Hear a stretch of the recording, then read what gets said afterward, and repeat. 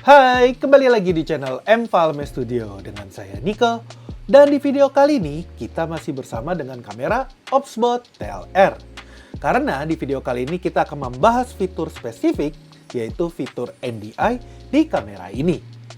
Fitur NDI itu apa sih? Ya gampangnya adalah gimana kamera ini bisa menghubungkan ke PC melalui jaringan internet. Nah, jaringan internet itu kan ada dua cara ya yang kita ketahui, ya satu menggunakan kabel, yaitu kabel LAN, dan satu melalui WiFi.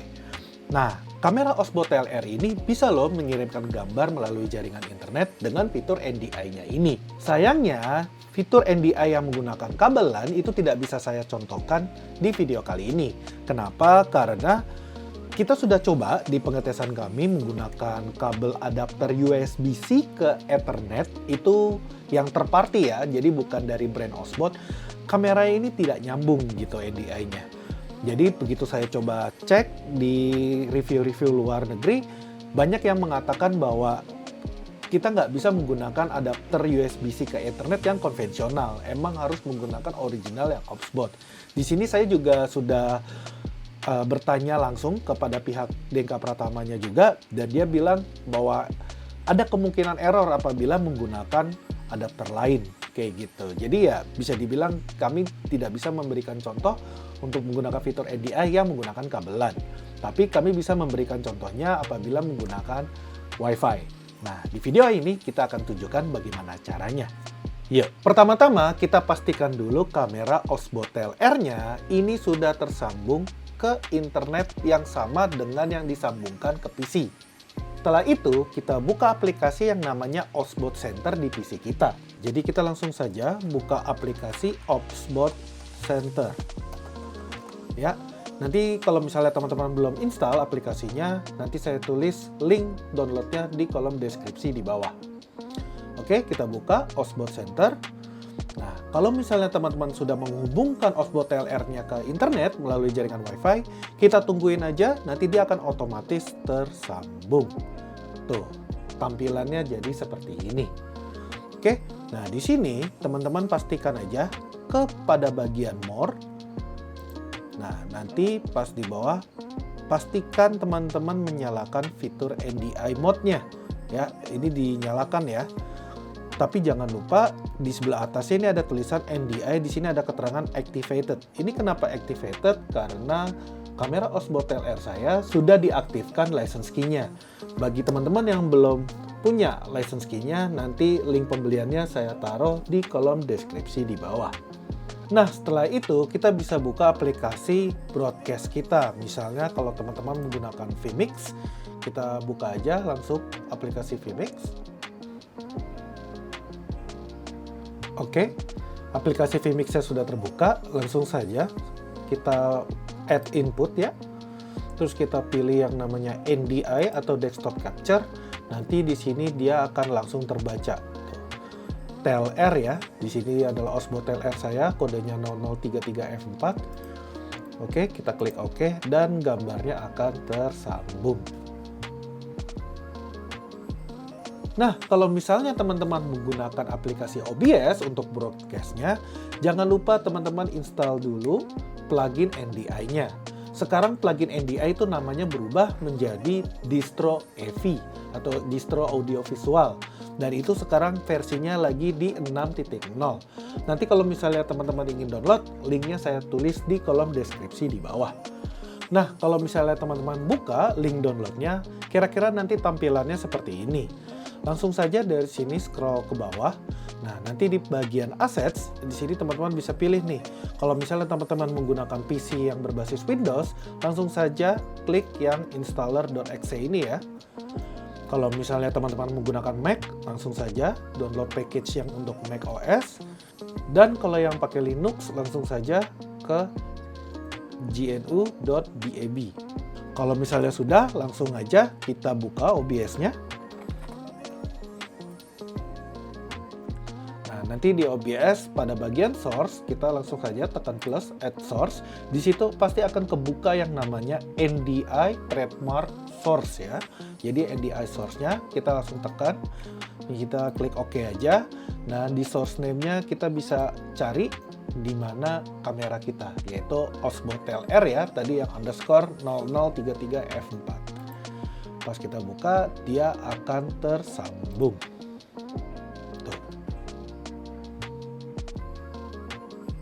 Nah, teman-teman bisa lihat ya di bagian audio mixer ini yang NDI source, itu audionya juga masuk. Jadi dengan fitur NDI, baik gambar maupun audionya atau suaranya, dia bisa dikirim ke PC kita.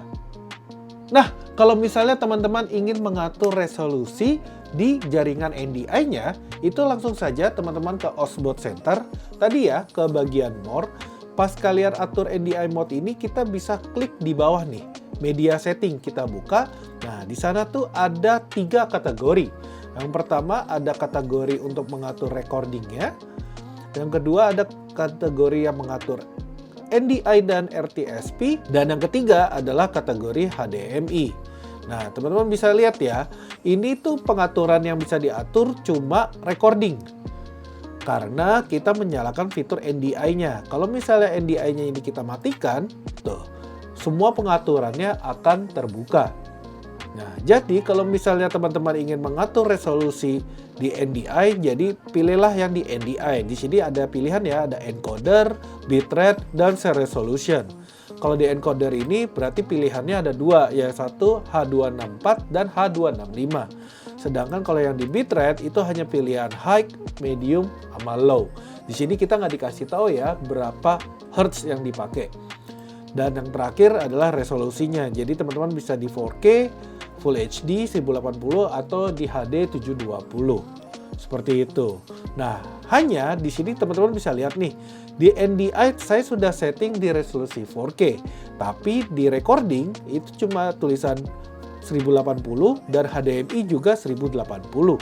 Misalkan kalau misalnya saya ganti ya, untuk misalnya saya menggunakan HDMI nih, di HDMI saya mau pakai resolusi 4K. Ya udah, kita bisa ganti 4K. Tuh, nanti ada keterangan nih. Berarti recording NDI, RTV, SRT dan HDMI itu support hanya cuma satu yang 4K.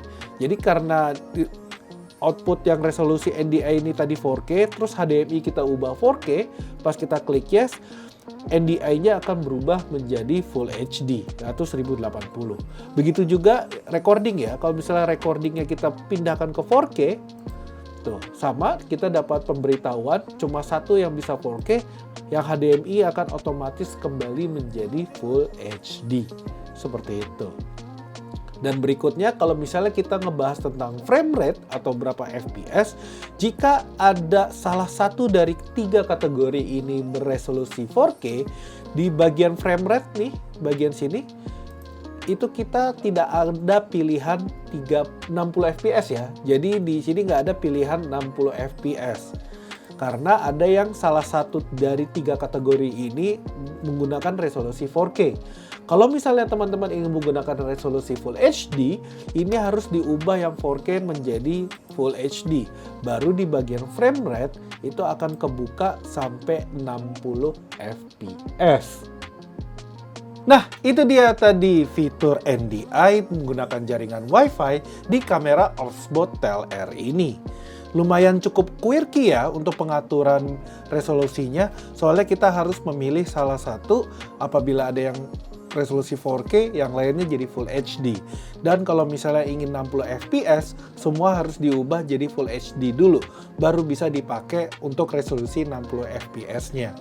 Tapi ya, sini bisa terlihat untuk kualitas gambarnya juga sudah oke. Di sini kan saya berada di ruangan yang tidak menggunakan lampu studio sama sekali ya.